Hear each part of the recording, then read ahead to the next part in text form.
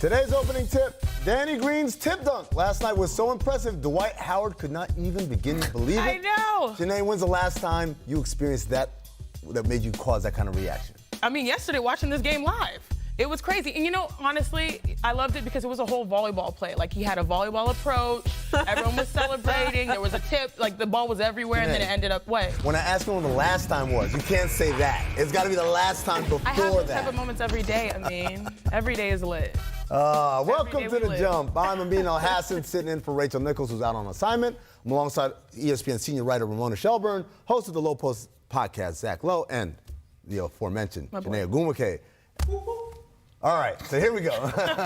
She gets a shout out. Coming up, Anthony Davis made it a goal to win Defensive Player of the Year, and after 13 games, is he on pace to add more hardware to his mantle? But first, last week, the basketball universe was abuzz with the news of Portland's impending signing of Carmelo Anthony, ending his unofficial 13-month exile. And while, yes, we're all excited and happy that Melo will get his shot at redemption, I can't help but think about another group of players, many of whom are searching for their first shot of any kind, G-Leaguers. When I was assistant director of basketball ops for the Phoenix Suns, one of my responsibilities was to accompany our assignees down to our affiliate in Iowa. By the way, our affiliate coach at the time was some dude named Nick Nurse. Lost track of where he is. I heard he moved to Canada. That worked out. The North. All right. At the time, we then looked at the then named D-League as an opportunity for our young players to get some meaningful playing time that they wouldn't necessarily receive up with the parent club. Yet when I think back, one of my great regrets is that we didn't make a more concerted effort at minor league mining, and specifically, I didn't do more to push harder for G-League prospects.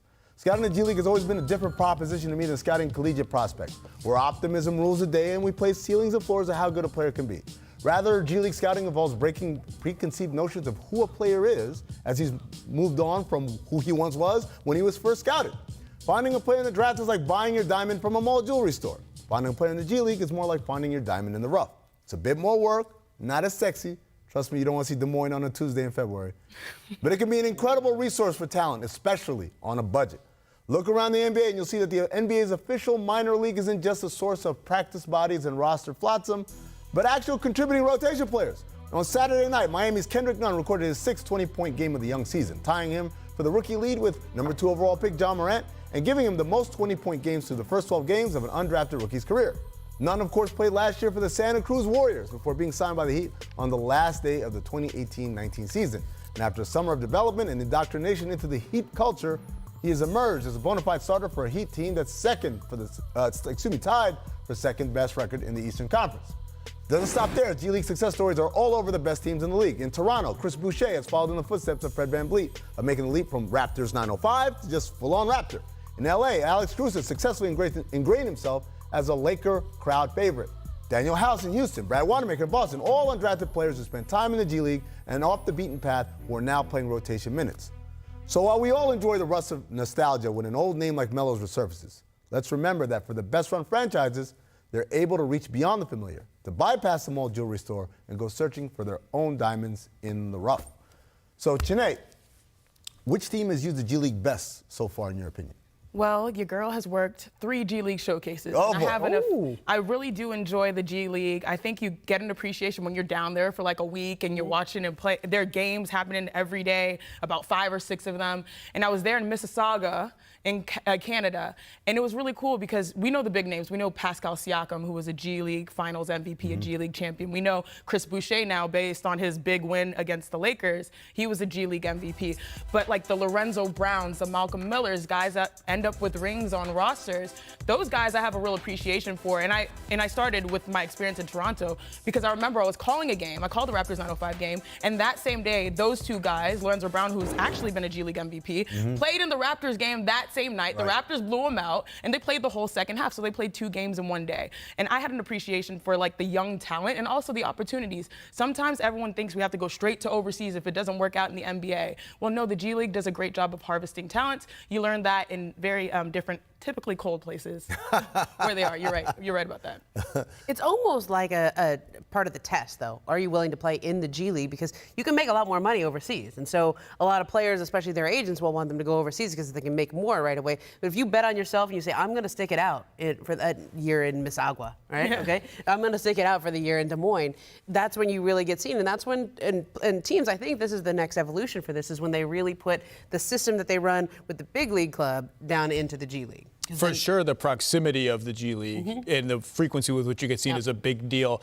How about Sioux Falls? That's the one and it's hard for me to pick against the Heat. The Heat, both developing guys. I mean, Duncan Robinson is also starting for the Heat right now, and monitoring guys who fall through the cracks, like Kendrick Nunn, or even monitoring guys who were kind of once highly touted or talented, like Hassan Whiteside was in the D League at the time. The Heat have done an incredible job mining talent from there. Clint Capella too. You can mention that, and it's not just the players; it's also the coaches. When I was talking about that Raptors 905, the coach on that team was Jerry Stackhouse, who then became assistant at Memphis and now is a full-time coach with Vanderbilt. So it's harvesting all kinds of talent. And, you know, I mentioned Nick Nurse, and his assistant, Nate Bjorken, was his assistant down in Iowa when they were our affiliate in Phoenix. And, you know, you're right. It is a pipeline for the good organizations use it a pipeline for everybody, not just players.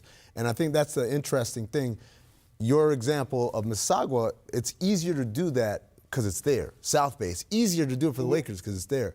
What Miami is able to do with Sioux Falls is so off the beaten path. It's just crazy. I think they like that. Yeah, no, they love it. They're not going to change it. Yeah. All right, Kobe Bryant made a rare guest appearance last night to see the Lakers take down the Hawks at Staples, giving support to both former rival LeBron James and former teammate Dwight Howard. Ramona, I understand you've got some dirt on the significance of Kobe's visit last night. So this is probably the first time he has gone as exclusively a fan since he retired. Right, he went the one time for the jersey retirement. For the jersey, and then I think there was a time last year where he went there, but there was tied into something he was doing business-wise. This was just Kobe going because his daughter wanted to go. And then what I understand is that they were up at the Mamba Academy in Thousand Oaks, and Gigi just went to him and said, you know, I want to go to the game.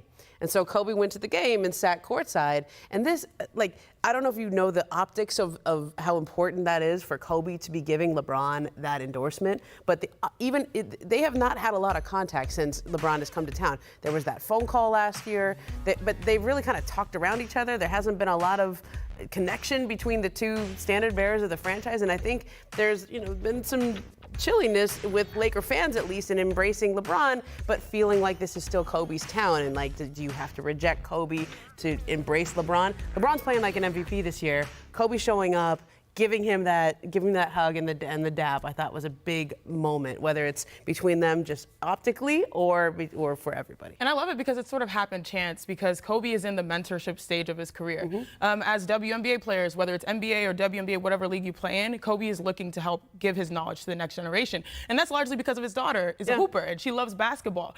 Throughout the summer, we saw him at our the Vegas Aces game, the WNBA All-Star game. He's been to more Sparks games. Does that shock you that he's been to more Sparks games than Laker games? More WNBA games probably than Laker games, but it doesn't surprise me because he has a daughter that wants to play basketball. And I think that the player you're alluding to, I want to go to a game, it's Trae Young. It's the next generation. So you have that Mamba Academy where a lot of players are around, and it's largely because he's looking for positive role models. And of course we're going to sign up. I know there's like a Kobe camp that I'm probably going to go to in January. You a counselor? Yeah, I mean, I'm trying to get my work in. It's largely because everyone wants to get the knowledge from Kobe, also wants to give back to the game. So he's allowing us to give back to his daughter and his daughter's team. And in turn, that gets us to the Laker game, which in turn gives us this reunion, which is kind of cool. You're right, though, Momo. There's been this thing where LeBron somehow, it's still weird, it's weird that he's on the Lakers. And when you meet Lakers fans, there are a lot of them where I live in New York, there are Lakers fans everywhere. LeBron is never going to surpass Kobe. He's never going to beat Kobe. It's Kobe's. They're all, a lot of them are like ambivalent. This is strange. But you know what solves all that is winning and being maybe the best team in the NBA. Sure. More than a Kobe, I mean, there's still Laker fans that, like, he's King James, but Kobe's still probably the king of LA. Oh, for sure. So for him to have that moment with LeBron, like, that was as close as an endorsement as you can come. The supreme leader of Kobe stand is what he called him. LeBron is King James. Kobe's the supreme leader. Aside from Kobe's appearance, the Lakers moved to an NBA best 11-2 last night against the Hawks. Anthony Davis had his second 5-block game of the season and is the only player in the NBA averaging at least 3 blocks a game. Davis proclaimed 2 months ago his goal this year was to win Defensive Player of the Year. Zach, nearly 4 weeks into the season, is AD on pace to win the award? I think he's in the conversation more seriously at this stage than he's ever been. I mean, there's been a lot of seasons where it just seems like he should be a Defensive Player of the Year candidate. And the Pelicans always underperformed. It wasn't necessarily his fault, but it just never happened. And now the Lakers are the best defensive team in the league with personnel that is good and big and rangy. But he's the one that's really making it all happen more than anyone. And he can guard whoever they ask him. I mean, he guarded Kawhi down the stretch of the very first game. So I think he's more seriously in the conversation than he ever has been. Absolutely agree, and it's really funny because if you look at the numbers here, first in blocks per game, if you think about going to the rim, I was watching the game last night, I was like, oh, that's a bucket, never mind. Oh, that's a bucket, nope, he got it. Like, his range is ridiculous with his wingspan. Yeah, he's leading in blocks, but I just think the overall effect he has, this Lakers team was 13th in defensive efficiency last year. Now they're first.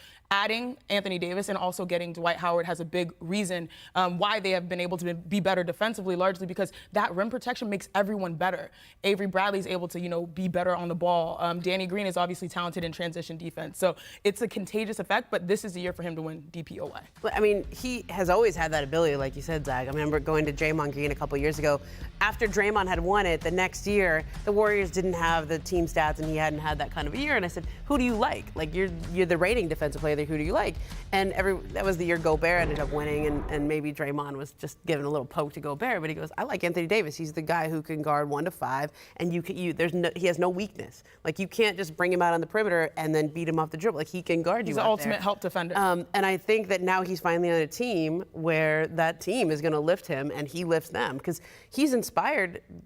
Is this the best defensive play that LeBron's had in his career? I mean, in a while. At least say in a while. In a while, and with Kuzma back now, they're going to play him at center more, which is going to give him a chance to show off his rim protection. By the way, you're right. Danny Green, greatest transition defender, maybe ever. I'm just surprised more teams aren't trying to do what Toronto did, which is pull those bigs out. You let them sit in the paint, they're going to do what Sinead said they did. All right, coming up, after another 41 shots, put up by Harden.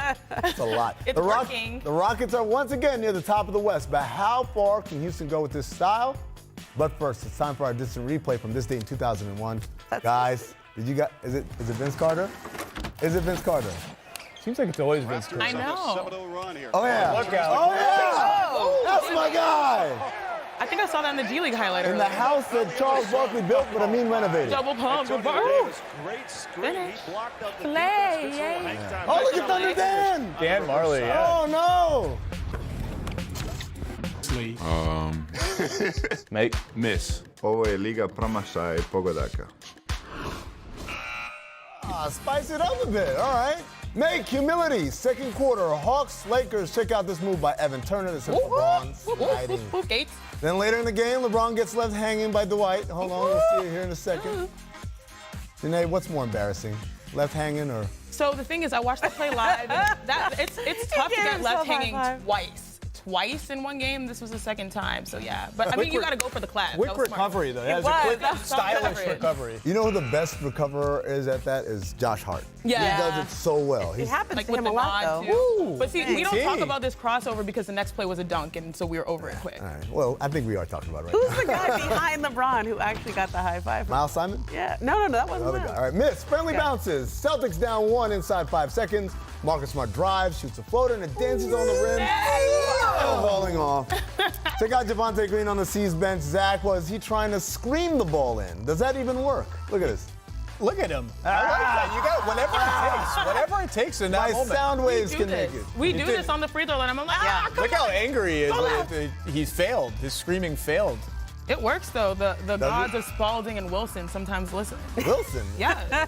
Last time you played with a Wilson? Shoot, man. I play in the streets. You know what I'm saying? You're not in the street. Pick up any ball. Next topic.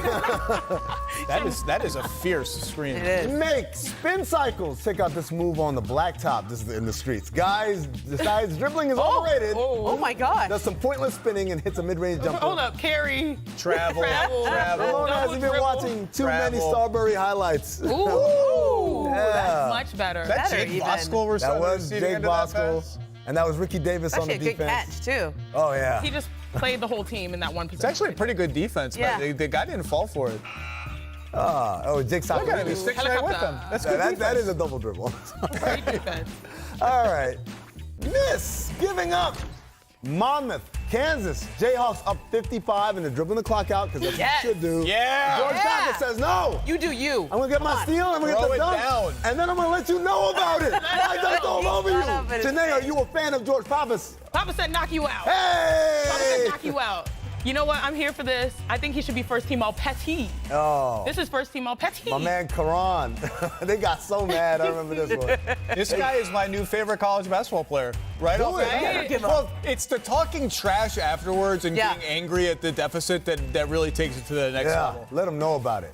You're going to be a D League invite Some one day. respect That's right. on my name. Come on, I like pay, it. Pay $150. do the workout. Make comebacks. Wizards Magic. Wiz down 3 late. Markel Fultz comes Let's up with the go. steal and the dunk. dunk Yeah, was Markel. Throw it down.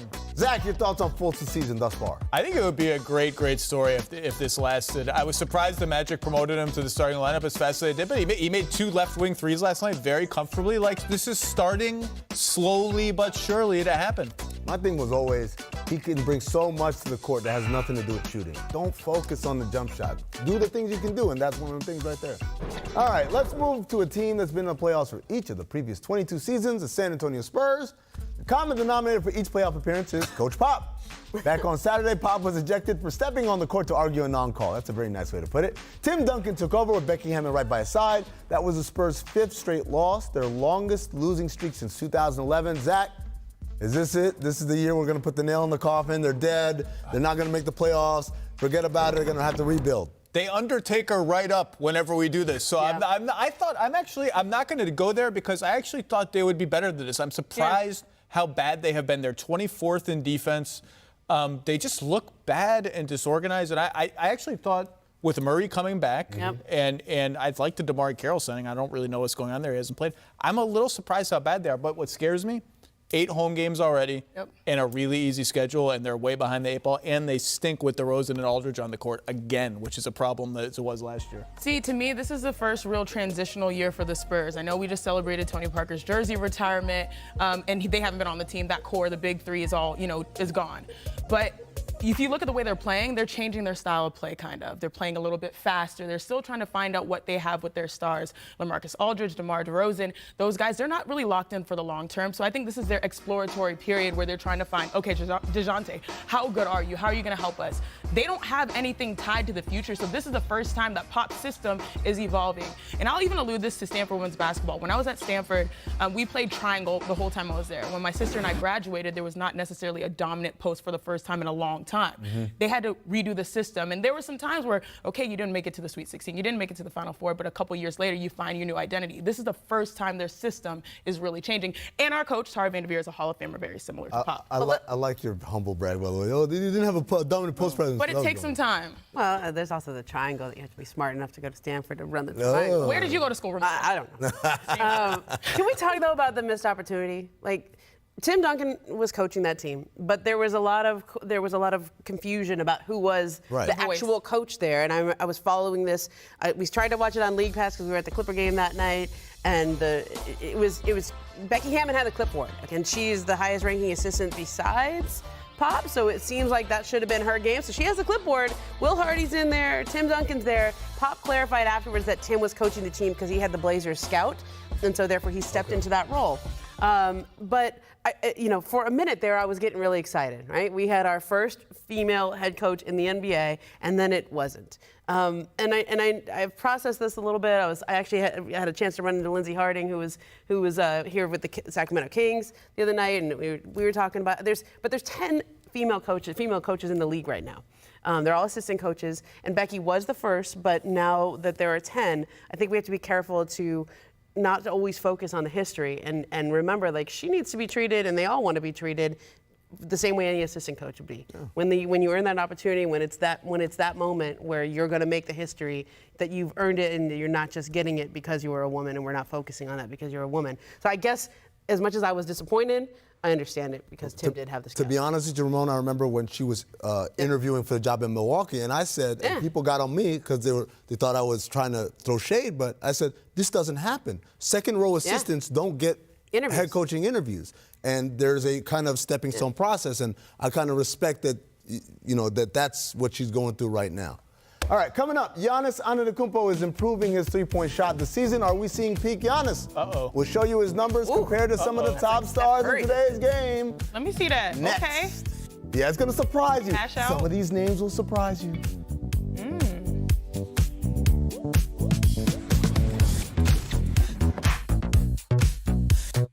It's exciting every night of the season. There's no way Batazzi could have had any idea what was about to happen. That was Giannis on Saturday, dunking on 3 Pacers at once. Welcome back to the jump. I feel really bad for Jakar Sampson because he tried and it just didn't work out. Look out. Ooh. The Bucks are 7-1 in November. Giannis continues to improve on his MVP year with career highs in points and rebounds this season. But what might be the scariest stat? He's shooting 39% from three-point range this month, 32% on the season. Zach, are we reaching peak Giannis? First of all, some of those dunks are just rude. Like, he's just rude. It's just rude. It's impolite what he's doing to some of these dudes. Giannis this season is taking, it's not so much the percentage, because it's going to go like this, right? We're going to be able to isolate, 6 games he was really good, 6 games he was really bad. He's taking more of them. He's taking 3 pull-up threes a game, up from like 1.7, 1.8 last year. He looks comfortable. And look, the only hope you have of defending him now is that you put a center on him and lay all the way back and wait, because he's not going to shoot, or his teammates are bad and can't shoot, which isn't the case. And if he eliminates that first strategy, I'm not really sure what you're supposed to do anymore other than just sort of pray he has a bad night. Yeah. I'm talking about my former coach. She used to call that prayer defense when you're hoping like that he misses or she misses. Like when you played UConn? Yeah. No. Wow. We beat them on their we beat their 88-game win streak. I have a good record against UConn. 3 Final Fours, Zach. But when it comes to Giannis, a fellow Nigerian, that is great. I really think he has opportunity to develop just that rhythm and the reads on the perimeter. As you mentioned, he's knocking down those threes. It's sort of like he winds up, he dribbles into them, and then he shoots. He's assessing. That's beautiful in that transition. shot right there, he doesn't make last year. He probably doesn't take it. He doesn't take it last year, but he has to now. He started in the playoffs. That's the big thing. Last year in the playoffs, he started taking more and more of those shots and making them around the clip he's making them right now. Well, also, you just watch the defense. He's taking them because they're sagging off and because they're daring him to take it, and he's just pulling up and taking it now. And it looks like he's really confident in those pull-up threes. Is he your front runner for MVP? I mean, look at the numbers, though. Look, 30, 14, and 6. I don't think you can ignore 14 James, is and I don't think you ridiculous. can ignore the way LeBron's playing right now. For him to be leading the league in assists. By the way, these names are not a coincidence. He's shooting better from 3 than everyone else on this list. And I know it's early, but that's still not something that we would probably a expect. smaller sample size from 3 than most of those guys. No, he's taking about 4 a game. So, I mean, it's a, And James is I don't know, not 4 a game. 40. Current Western Conference Player of the Week, James Harden. Is that the James you're talking about? Yes, it is. is. Averaging 39.5 points per game. He had 49 on Saturday on a career high, 41 shots. So did I at Levitar's wedding. On top of that, over their last 5 games, Houston has the 2nd best ranked defense in the league. They're on a 7-game win streak. During that stretch, only the Clippers and Pelicans have offensive rankings in the top 10. So Shanae, is the Rockets win streak for real, or is it schedule based? And I want to focus on the defensive side of it. Yeah, it's real. And the reason why their defense struggled early on is because they were not making shots. They led the league, and they probably still lead the league in 3-point attempts per game. And when you take that many threes, and what did James Harden start shooting? About 15, 18%? When you're taking about 20 threes and only making 3, 4, 5, obviously long threes mean longer rebounds, which means a shorter court for your opponent. They're getting and going from the 3-point line, not the baseline, and then that's easier offense for your opponent. Now they have an opportunity with James Harden making shots to set up their defense. Once you take it out of bounds, your whole team gets back and your defense gets better. So the more they make shots, the better their defense will continue to be, and it's #1 in the league right now. So yes, I think the Rockets, they live and die by the 3, but the best case scenario here is keep making them, setting up your defense, and then now you're realizing you're a contender with Russell Westbrook as well, because you're also playing faster. Well, and transition defense is the weakest part of their defense because A, they have some bad habits, and B, you know, when you play the way they do, you have 2 corner shooters, a guy under the rim, and Harden driving. If he misses, you have no floor balance at all. So making shots is important. Their starts of the season, you get a team or two like this every year where they're so bad defensively for 6 or 7 games. It just looks like they're not on the same page. They're learning each other, and now they've learned each other. So I think it's real-ish. I think it's real. The opposition has clearly helped, though. Can we talk about the 41 shots, though? Let's Okay, do it. so when Kobe Bryant in his last game scored 60 points, he took 50 shots. That's the most shots I have seen in person. Okay? But he took 50 shots because his teammates started feeding him the ball in the second half to say, keep shooting, keep shooting. We want you to get as many points as you can. Like, this is 41 shots in the course of a normal game. Well, Russ didn't play. Right. Russ was out.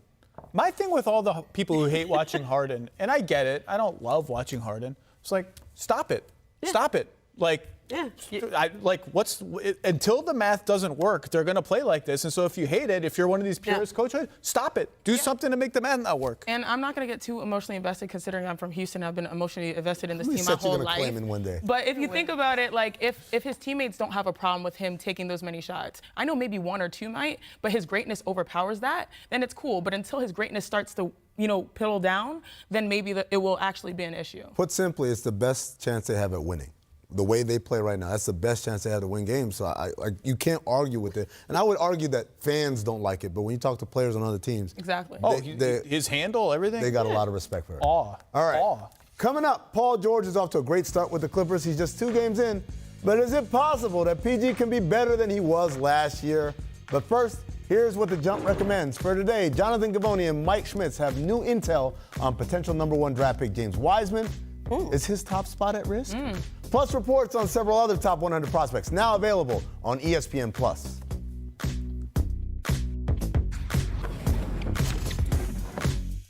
In 2 games for Paul George to make history as a Clipper, in just his 2nd game back from multiple shoulder surgeries, PG scored 37 points in 20 minutes. That's the most points scored in under 21 minutes over the last 65 seasons. After the 49-point blowout of the Hawks, George said, "I got new shoulders. I haven't been this healthy in a long time." Ramona, PG had his best season last year and finished 3rd in MVP voting.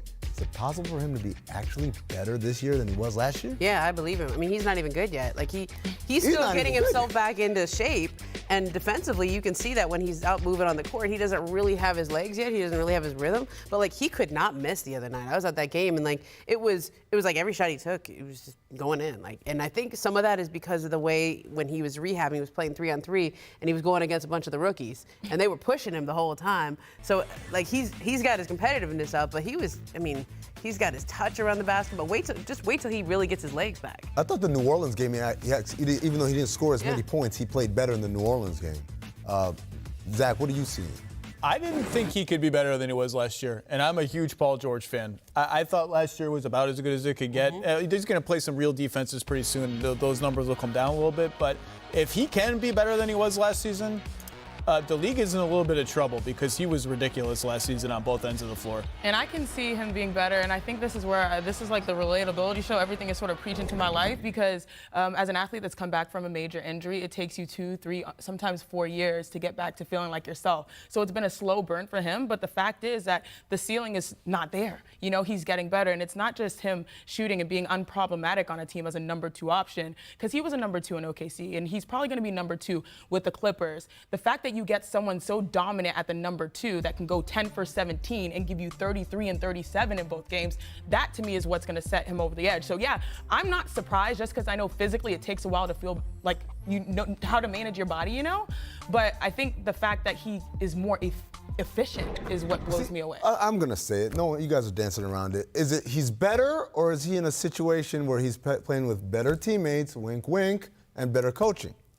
Well, it's early. It's 2 games. I know what you're winking Right, about. I mean, come on, man. And I get it. I'm interested to see how Kawhi and PG mesh. And I think the other issue is Kawhi hasn't looked the same since the first 5 or 6 games of the season. And he needs a #2 like Paul George to lift him up a lot tonight. So I can't wait to see the dynamic. Better teammates, man. The Clippers are a better team than the Thunder for sure. Speaking of which, for those waiting for Kawhi and PG to play together, Kawhi is questionable tonight against the Thunder.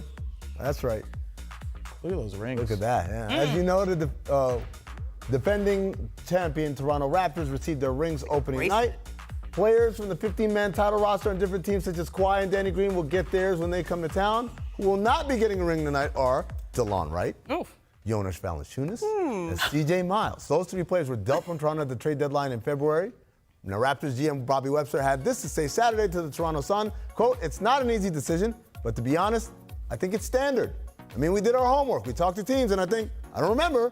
There was maybe one scenario where a team offered one. I think it was Anderson Varejao in Golden State, but I think it was a really unique circumstance." That referring to when Varejao played 14 games for the Warriors during the 2016-17 season, but was waived in February that year. Varejao was offered a 2016 Cavs title ring, even though he was traded to Portland at the trade deadline. He declined that ring from Cleveland. Shanae, I want your player's perspective. You okay with those 3 guys not getting rings despite not working for the Raptors for the last 4 months of that season? So I've heard from players, and also I talked to Bobby Webster when he was at the Lakers game, and it's funny, you see all the front office guys, the rings are the backgrounds of their phones. They love their rings, and even Kyle was like, this is the best ring. It's going to be the biggest. We want you guys to love it. Maybe it just hit like over the ring salary cap. Like they're in the luxury tax. those are the big rings. They're Those big. are Those are some big rings, and so they can't really. And so it's They don't they're in got the the luxury replica- they got the tax replica period. ones. But I do think, Bobby is a great guy, and I think that you have to at least extend the offer of getting a ring. Man. To me, I feel Really? like, as a player, you They can't. have nothing to do with can't- it. The thing is, you can't determine what someone feels about their involvement in the franchise outside of the player. Like, the player should be the person having that judgment. I know they're expensive, they're beautiful, they're awesome, they're iconic, but the player should be able to say, you know what, I left midway through the season, nah.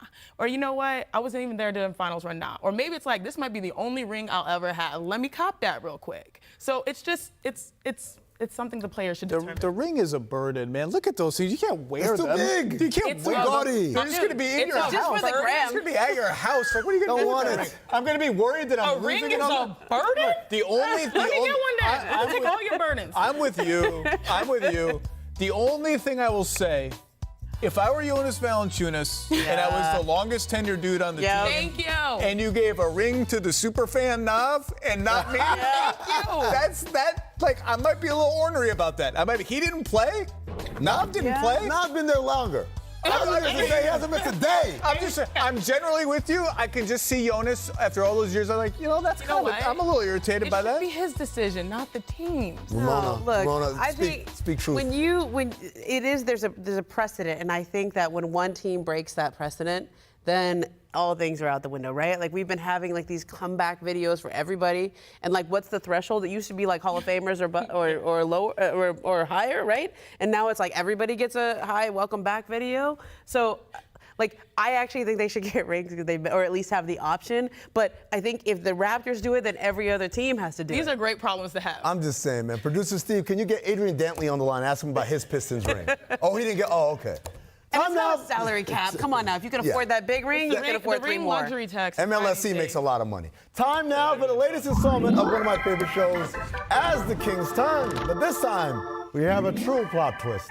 After starting the season 0-5, the Kings of Sacramento have won 5 of the last 7 matches, including yesterday's bout against the Celtics of Boston. That's without 2 of their top players, Mr. Bagley and Mr. Fox. Also worth pointing out, one of their losses was a down-to-the-wire loss to the Lakers. Zach, what's changed? We all for have the to talk Sacramento like that or Kings? no? No, just me, because I'm the we can talk narrator. normal. Yeah. Defensively, they've played well after playing horribly for the first few games of the season. And, shockingly, enough games went by, Buddy Hield started making shots. Bjelica started making shots. Guys that were just missing. Buddy Hield was shooting like 20% from 3 when they were 0-5. They're making shots. They have a lot of, even without Fox and Bagley, they have a lot of decent NBA players. They should be a tough out every single night. They're playing well. I'm happy for them. Well, we learned during the World Cup how good Bogdanovich is, right? And in that game against the Lakers, I mean, he kept them in it in that second half. He has an incredible shot-making ability where you can play great defense on him, but he can still get the 3 off. And I think they had 16 threes against the Lakers. They had 14 threes against the Celtics. So when they shoot like that, they're going to be in any game. Yeah, it's a make-or-miss league, and during this stretch, they've been the best, second best three-point shooting team in the NBA. So that's going to help you. Rashawn Holmes has been huge for them, stabilizing the center spot. He's been really good. All right. And there we go. We look at the numbers right there. October, not so good. Frightful. November, looking up. I like that. 5-2 November after an 0-5 start. Do you guys expect this to continue? Well, Bogdanovich to me is the guy that seems to be elevating his level, and when he plays consistently like that, then I think they go. But that also is an interesting decision for them going forward because they chose not to extend him. Well, and when Fox comes back, they've been hesitant at times to play Fox, Hield, and Bogdanovich together because their defenses suffer. But those are 3 of your 5 best players for sure. Their 0-5 start was one of the truly befuddling things that happened in the NBA this season. I thought 39 wins last season. Yeah. If they could approach that again, that's a successful season. I thought they would get around that, high 30s, not make the playoffs, but get close. For them to come out looking so clueless, and it was baffling. Like, I just didn't understand what to make of it. And let's talk about it, though. Every game matters in the West, because if you think about a team like the Kings, they wanted to be in the playoffs last year. This was the year that we expected them to sort of be there, and they're not. There are a lot of teams that weren't in the playoffs, like the Lakers, that got better. You can even talk about the Dallas Mavericks. So every game really matters. Every game matters. Hear that, ladies and gentlemen? Tune in to all these games on TV. Up next, for the first time since Dame waved bye-bye to Russ, the two all-star point guards face off. But what will happen tonight?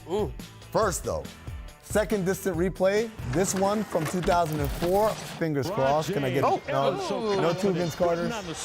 Have we ever had the double Vince Carter? Get out of the way. Whoa! That's a very good business. Look at a young LeBron. It's a very good business decision. Wow. A month shy of his 19th birthday right there. Look at that. Hang time on Ira Newble was the one that grabbed the ball and rolled it. Damn. Belo's laughing because he's got an Ira Newble jersey in his closet, don't He you? does not. Belo's the biggest Cavs fan. On the jump, D'Angelo Russell out at least 2 weeks with a thumb sprain. Shanae, how hard is it to play through a thumb sprain? It's not that hard. Oh! Conspiracy theories! They're doing it on purpose. But I'm not mad at him. He already gave you his, like, what? I'm still here games, the 30-piece, the 52-piece, the 30-piece. He's like, I'm still here. I'm still good. It was not the Brooklyn system. This is me. I'm a bucket. Now I'm going to sit down with the rest of them. They are running the most elaborate scam on the entire league. Come on They're going to come back next year. They're going to have a top 3 pick. He's We're going to say the legitimately Warriors hurt. are back. Look out. Come on. I'm not mad at you, Come D'Lo. I'm not mad at you at all. Throw it down, I'm dude. going to give him some credit. He's legitimately hurt. They thought it was Thumb worse. sprain. Thumb sprain. You still have a thumb Look, sprain. I'm playing. If they told me to sit, I would sit. Wizards are first in offensive efficiency, #1 in the league. Zach, how is this happening? Bradley Beal's on fire, and the Lakers' discard center pile is doing very well. Thomas Bryant, Mo Wagner leads the league in true shooting percentage. Davis Bertans is hitting everything he throws up. They shouldn't be first in offensive efficiency. It's kind of a crazy story. It's because their strategy is to simply outscore. If you look at how many points they put up. They ignore the defense. Yeah. Just let them have fun. 29th in defensive efficiency, Let them y'all. have It's fun. all offense. Why not? I like that as a slogan. Let them have fun. Yeah. They're not going to win much. All right. It was quite a weekend for the Charlotte Hornets. On Friday, Malik Monk nailed a buzzer beater at home to sink the Pistons. Then on Saturday, my cousins were at this game. Devontae Graham buried a late 3 at Madison Square Garden to beat the Knicks. Ramona, I kind of want to make this a Knick topic, even though it's not. I know, me too. Do the Hornets have a shot at the playoffs this season?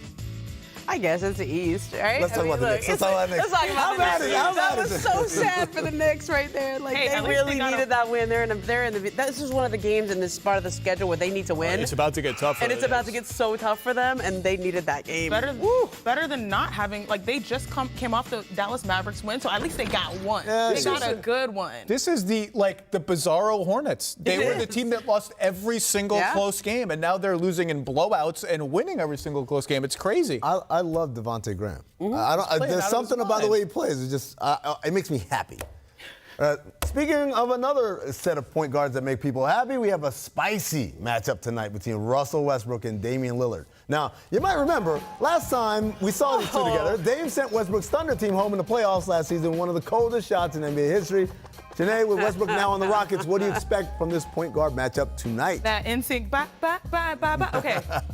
I am here for this matchup. To me, oh, thank you. I've been on pitch today. I'm very happy. I'm here for this matchup because it's one of those games that we can get from Russ where it's like, you know what, I remember. On top of it, I'm going to try to dunk everything. Like, forget the outside shooting. He takes things personal. He's going to be going coast to coast. He's going to try to dunk everything in transition. He's going to try to cross somebody up. He's probably going to even say, oh, James is going to be to the side and, like, I want the ball. He's going to probably wave him off. Like, that's how personal he takes it. Isn't that what gets him in trouble, I though, was Zach? gonna say Russ taking things personally is like if I'm the other team, I'm like, yeah, let's Make it personal. tweak. Hey, but the I will fans say win. we're gonna see one of these. We're gonna see a rock the baby at some point. He's gonna take Dame in the post and shoot a bank shot. Maybe it'll go in. Maybe if it goes in, he's gonna rock the baby. So let's talk about the etiquette here, though. Like, Dame made the shot. So when you make the shot and you hold your hand up and you pose for the cameras, it's on the other person to answer. Dame doesn't have to do anything. No, of course not. Dame He won a sit playoff back, series with the right? He Dame's ruined gonna their team. Dame is Right? going to be fine. He's probably going to go for a cool 30, 35. Now, Russ is going to be the one that's going to be fun to watch. Let's see, though, like, if Dame has another game like that,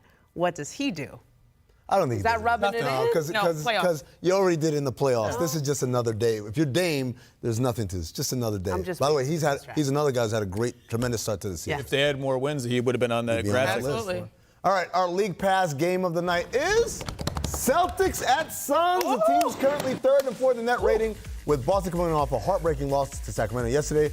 Zach, which guard do you expect to put up more tonight? Is it Kemba or is it Booker, who once put up 70 on the Celtics? It's got to be Devin Booker. How is it not going to be Devin Booker? Celtics are on a tough back-to-back. The Suns are rested. Devin Booker's a scorer. I would, if I were that kind of person, I would put a lot of money on Devin Booker. The Aaron Baines. That's what I was going to say. I don't know why we're talking about the guards. This is the Aaron Baines revenge game. Yeah. Everyone's talking about he's living his best life in Phoenix right now. He's playing his best basketball. This is the Aaron Baines revenge game. This is where the Valley Boys show out. I think it'll be, the Celtics coming off a loss. It's going to be interesting how they react.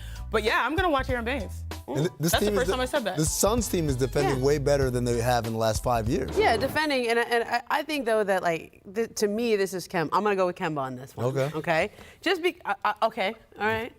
I'm gonna go with Kemba on this one, just because they're coming off a loss here, and I think Kemba, as the leader of this team, is gonna help right the ship. And I think this is how they reconstitute themselves. I think this is him saying, "All right, come on, young guys, let's go." And if I had to pick a guard, I'm hyped, but if I had to pick a guard, I'd go Kemba too, because I think Kemba is a good fusion of their past point guards, Isaiah Thomas and then also Kyrie Irving. He's got the best of both, and he's very unselfish. Here's my thing, though. There's a part of what Boston has built right here, and I get it. You can only play who you play. But then you get the Knicks twice. Come on, their schedule has been fairly soft, and now we're starting to see them play tougher competition. And so I'm interested to see against a team, again, it's crazy to say this, a great defensive team like the Suns, how they get their guys loose. And then on the other end of the spectrum, Devin Booker's been tremendous this year. He's finally putting together the offensive side. I think is expected, but the big thing is he's defending, and I think that's the huge difference between them winning and also what's probably going to make him an all-star this year. Well, you're right about the schedule, because they barely got by Golden State before they went over to Sacramento. So that you can challenge them on that.